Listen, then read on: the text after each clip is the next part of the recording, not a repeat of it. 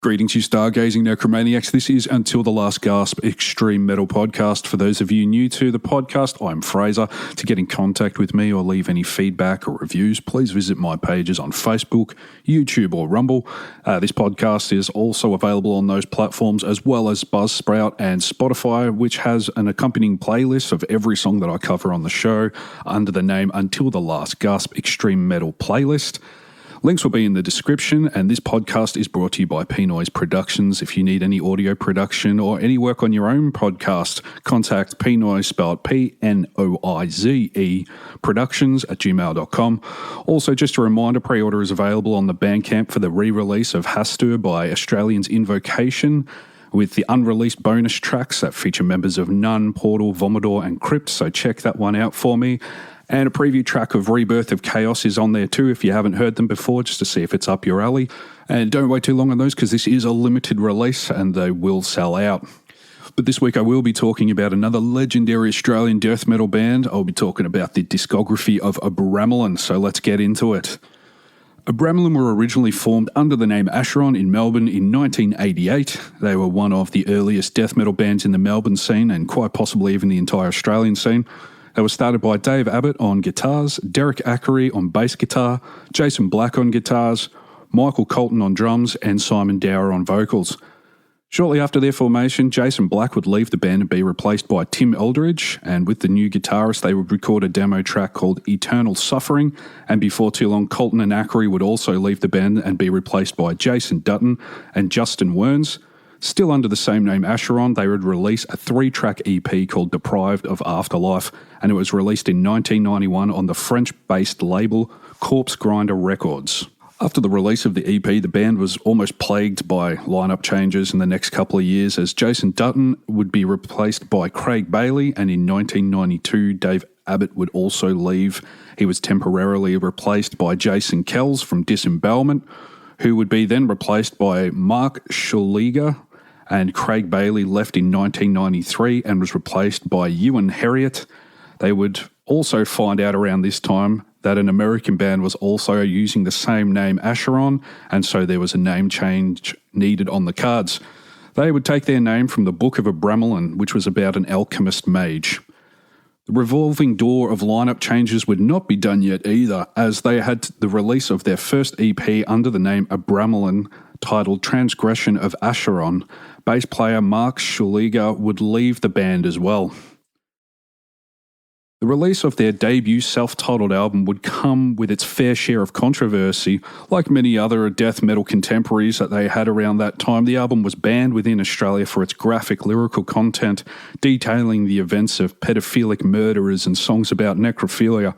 Unfortunately, at the time, unlike their genre peers, they had no international distribution, and so their debut masterpiece of beautiful, horrific, gory death metal was in jeopardy of being stuck in a limbo state. For a time at least, as it was eventually repressed but without its lyrics printed in the book to avoid being banned again within Australia. The lineup for this debut album was Ewan Herriot on drums, Tim Eldridge on guitars, Simon Dower for vocals, and Justin Werns on bass. Produced by Abramelin, Adam Kalatsis, sorry if I pronounced your name wrong, mate, was the engineer for the recording. Sally Moore did the artwork. Lee McCauley and Simon Dower did the photography. It was released in 1995 with 9 tracks running for a total of 42 minutes and 9 seconds. The tracks for this one were number 1, Misfortune, number 2, Grave Ideals, Necromaniac, number 3, Spiritual Justice, number 4, Humble Abode, number 5, Stargazer, The Summoning, number 6, Stargazing, Stargazer 2, number 7, Deprived of Afterlife, number 8, Invocation, and number 9 was Kantara, which is a Dead Can Dance cover.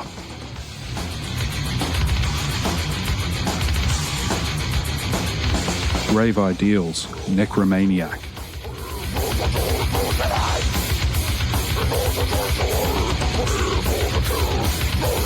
This and the first song, for anyone wondering, would be a great indicator lyrically as to why the album had its initial ban within Australia. Extremely graphic and pretty depraved. I'm not going to list the details here, but you can do a bit of homework online to have a look at what they had written in this one. But as for a debut album, this is some fucking great death metal, and I would hold this up against anything going around in the rest of the world at the time.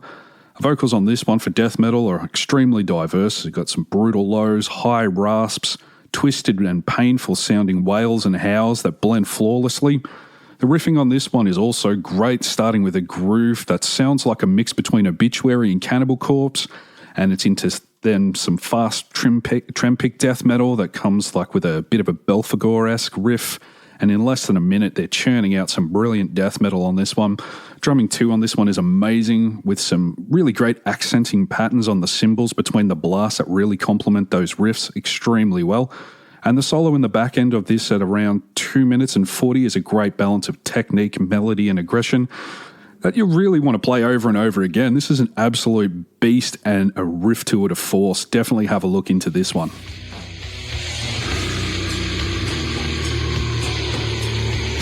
Stargazer, The Summoning, and Stargazing, Stargazer 2.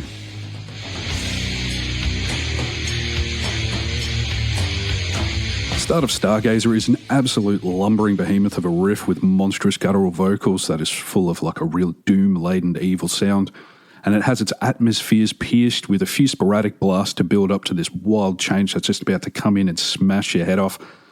Really rapid-fire guttural vocals just covering this absolute monster riff that, once again, these lyrics definitely had their part to play in the banning of this record within Australia.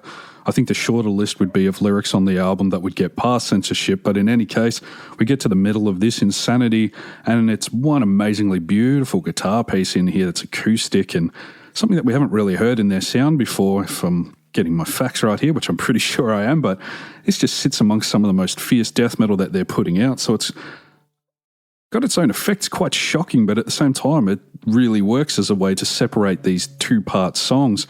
And from that, we do get into the second parter of this, as they waste no time bringing back that chunk and savagery with a full artillery of blast beats backed with riffs that really travel past the three-quarter mark of this two-track. We get back to the doom-laden passages, which are kind of segmented now between some blast beat sections, to some great effect as they finish off this disturbing two-piece masterpiece of, well, basically the themes of this one is corpse fucking. So from that perspective of the perpetrator and the corpse itself, it's some twisted but brilliant death metal. So check these two out.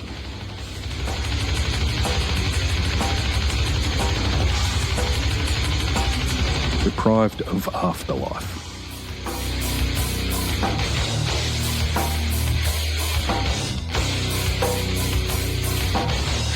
This one is a re-recorded song from their EP, and it's got a real great opening headbanger riff there that hits that double time and gets your neck snapping off with its speed and aggression. While not as technically proficient or elementally progressive as some of the other songs on this record, it's just this real great bulldozing straight-ahead juggernaut that does its job and does it well, smashes through its runtime full of some crazy solos and vocal runs to great effect. The drumming on this one is, once again, another great performance that complements each guitar section so well and really punctuates the brutality of the song, with great variations helping push the song when it needs speeding up and knows where to pull back to punctuate the also aggressive groove within the sound. Abramelin's debut is a classic record that needs to be in any collection and needs to also be more widely played across the globe, as it just didn't seem to move as far in the early days of its release due to its problems with censorship and distribution. So definitely check this entire record out. And we'd have more lineup changes that would take place at this time, with Rob Wog-Mollica joining on guitar. Ewan Herriot would leave and be replaced by Australian drumming legend Matt Rizzo, who would also be replaced by yet another huge name in the Australian metal drumming scene, Matt Skid Sanders. They would have a few issues after the debut album, and Abramelin would stop playing regularly live for a few years, and during that time they would record their second album, Dead Speak, across multiple sessions. The drums for this album were originally recorded by Matt Skitz, and God knows why they did, but they ended up re-recording these drums using a drum machine. It was recorded at Backbeat Studio in Rye, Victoria, and was mastered at Sing Sing Mastering.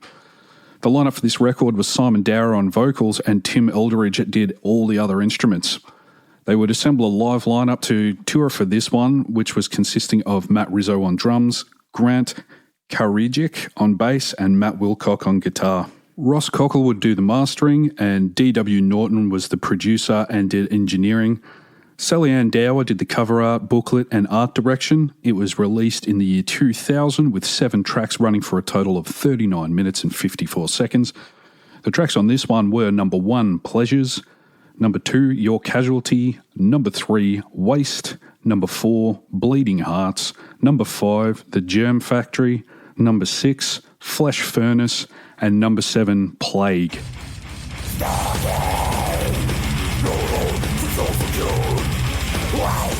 Pleasures.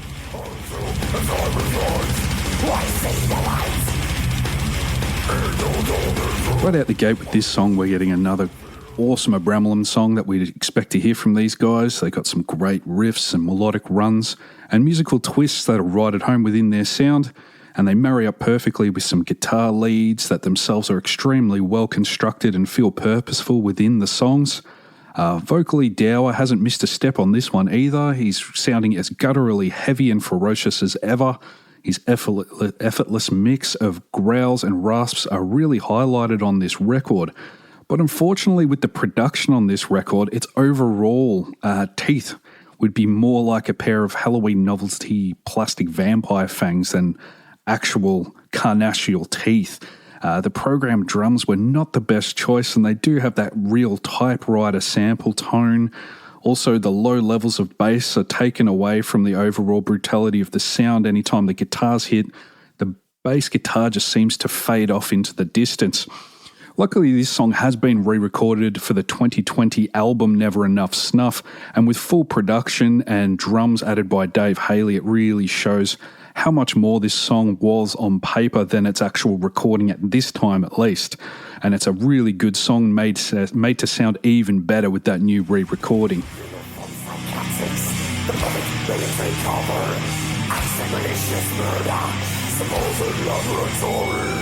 Germ Factory.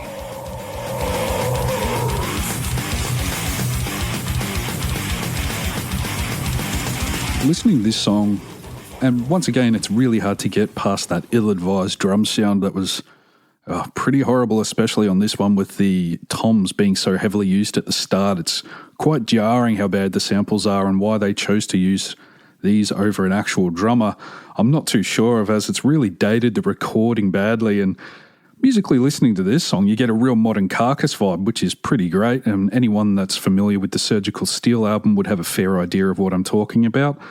For what I could arguably call a one-man death metal project at this point, aside from having a vocalist, Aldridge does a great job of handling all the writing and arrangements and also performances, so you got to give the guy credit where it's due. And this one is really a competent mid-paced headbanger of a song. Maybe one day if they do a remaster of this record, it would be definitely worth having a go at, because I believe, with the few tracks off this record that are extremely salvageable and heard within their live set, they could really resurrect this one into something completely praiseworthy. And it's been 20 years since initial recording, and with everybody having, I guess, a home studio nowadays, it wouldn't take too much of a budget to try and whip this thing up into a bit more of a palatable listening experience, just with those elements of digital production from 2000s being removed and replaced with something a bit more organic.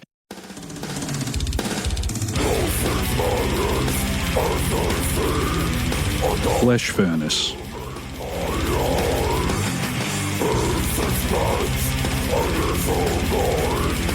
This is a song that in detail tells the story of a young man who finds his sexual awakening after he burns his parents to death in their bed after dousing them with fuel, and later creates his crimes again with other couples as he masturbates into the flames. Now, that's some pretty extreme shit right there. We don't exactly have the Abramelin that we had 5 years previous, and the album cover as well kind of doesn't look like the same band thematically with the change in logo and all that, but when you have songs like this and lyrics like this, you know, the diabolical minds behind the scenes crafting these obscene horror stories is really intact still within the band. Musically, this song I would compare somewhat to a mix of like something along the lines of the Polish band Vader with 6 Feet Under, or more 90s based 6 Feet Under. So it may not be for everyone, but it's a really great simplified stomping death metal song that has a good feel to it. Lyrically far more extreme than the music itself, I would say, for the most part, but it's a good one that stood out for me on the back end of this record, and one that has its runtime balanced well in contrast to how straightforward the musical approach is. After a run of live shows supporting Cradle of Filth, the band would disband, and this would be the last new full-length record we would have from Abramelin for 2 decades. At around roughly 10 years of silence from the Abramelin camp in 2013, Centrum Media would release a 4-hour-long 3-disc compilation of all of Abramelin's recorded material from albums, live songs, demos and EPs. This would have stirred up something in the members, as by 2016 a reformed Abramelin would return with members from across their entire career, and they were joined by a household name in Australian extreme metal, Dave Haley, on the drums. Dave Haley, of course, being from Tasmania's Psychroptic.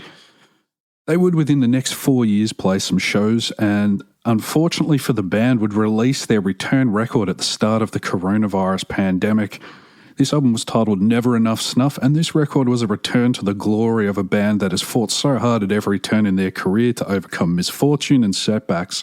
But nothing can truly kill Abramelin, as they will always return from the grave. The lineup for this record was Simon Dower on vocals, Tim Aldridge on guitars, Rob Wog Mollica on bass, Matt Wilcock on guitars, and Dave Haley on drums.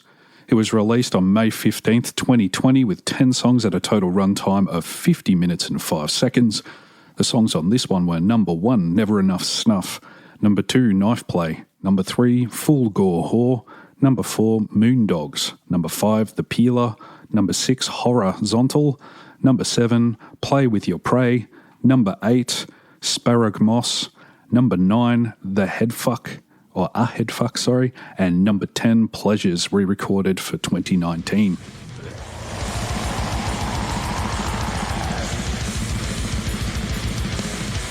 Never Enough Snuff.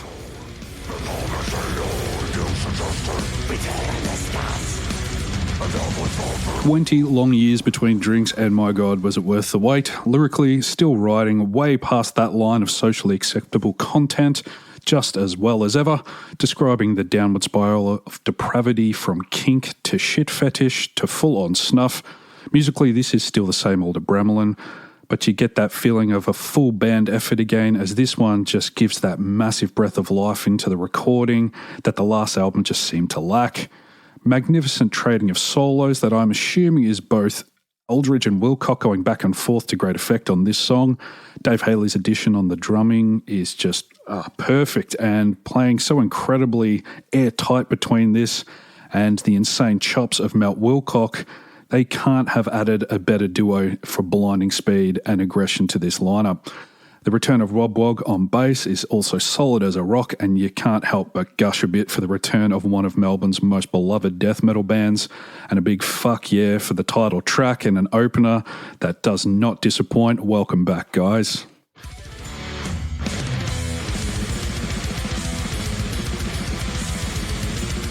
Full Gore Whore.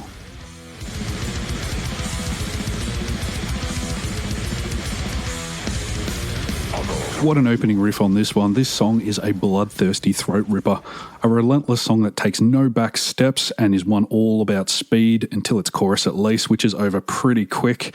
It's a very punchy chorus, but it goes back to those lightning fast riffs and midsections full of some blisteringly fast solos again. A song about a child serial killer that is taken by the military to be unleashed upon their enemies as she kills them mercilessly in their hundreds. This song travels its near 4-minute runtime in what feels like light speed, as it fits what could be an 8-minute song worth of brutal death metal into half of its actual runtime.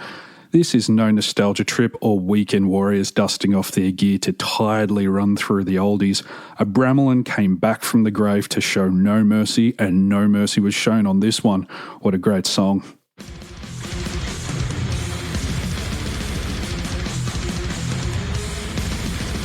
The Peeler.